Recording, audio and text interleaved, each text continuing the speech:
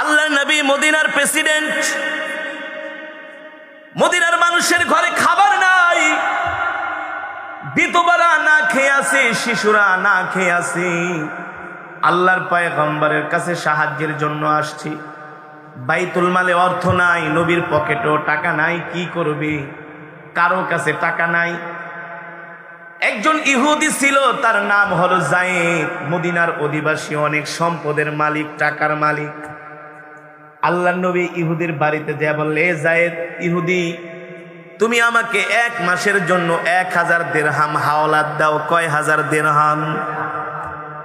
মুহাম্মদ ইবনে আব্দুল্লাহ 1000 দিরহাম হাওলাত নিবেন, কিন্তু দিবেন কবে? আল্লাহর নবী বললেন, 1 মাস পরে আমি তোমাকে দিয়ে দিব।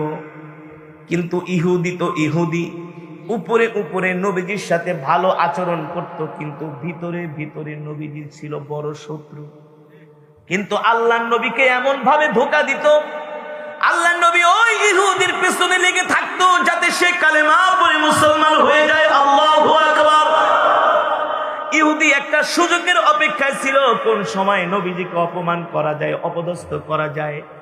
যেহেতু নবীজি ইহুদির কাছে এসে কিছু টাকা হাওলাত চাইছে, তার মানে কি, যে ধার দেয় সে সব সময় উপরে থাকে, আর যে ধার নেয় একটু নিচে থাকে। কারণ সে তার নাই দেখে তো আপনার কাছে আসছে, থাকলে তো আসতো না। ইহুদি বলে, সুযোগ একটা পেয়েছি মুহাম্মদকে শায়েস্তা করার জন্য। নাউজুবিল্লাহ বলেন, আরো জোরে নাউজুবিল্লাহ বলেন।